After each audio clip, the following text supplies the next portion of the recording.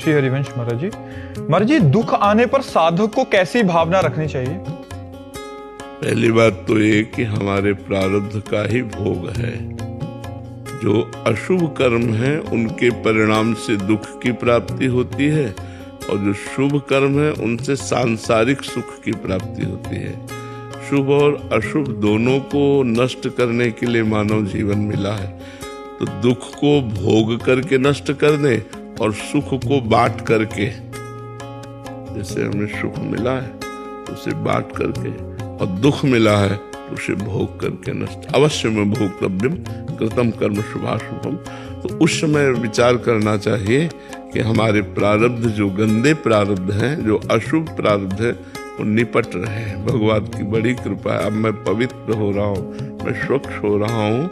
पर ये तभी सार्थक होगा जब नाम जप चल रहा होगा।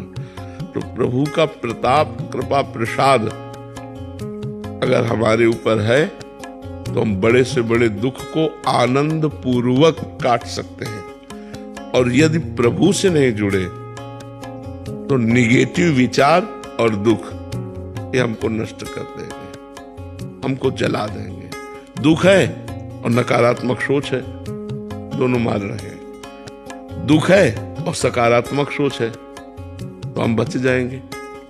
दुख में यदि हमारी बड़ी कृपा भगवान की, दुख देकर भगवान हमको पवित्र कर रहे हैं। अब आगे हमारा मार्ग जो है निष्कंटक होता चला जाएगा। और दुख को सहने की सामर्थ्य नाम जप से आती है। देखो, दुख प्राकृतिक ही आता है, कोई चिदानंद तो होता नहीं, प्राकृतिक ही होता है। शरीर में पीड़ा, शरीर में रोग, परिवार में विपत्ति, मरण, जन्म, जो भी संसार में लाभ हानि, ये दुख होते हैं। और क्या दुख होता है? सांसारिक ये दुख होते हैं। तो प्रकृति जन्य दुख है और परमात्मा जन्य आनंद है, तो बहुत बड़ी बात है ना।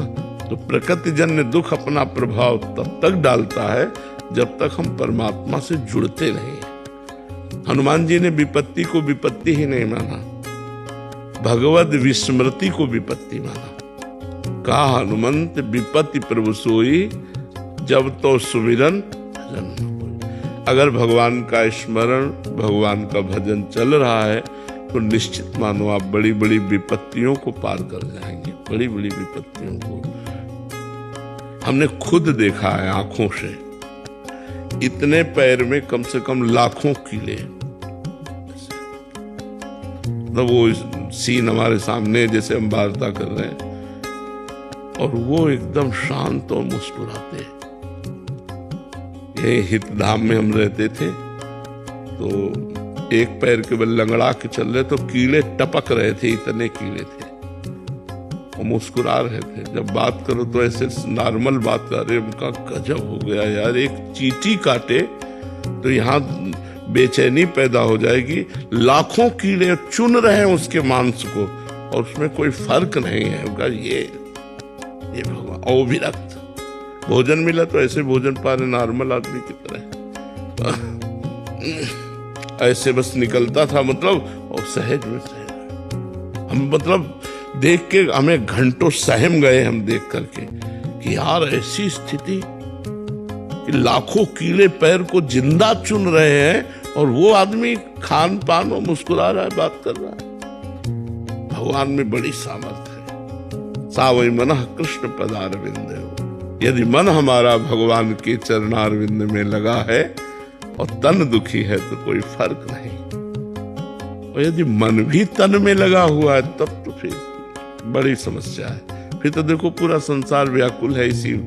तो अपने मन को प्रभु में लगाकर दुख को हम सहें, वो हमारा आगंतुक प्रारब्ध है। जो पूर्व में किया हुआ कर्म अशुभ है उसी का फल है।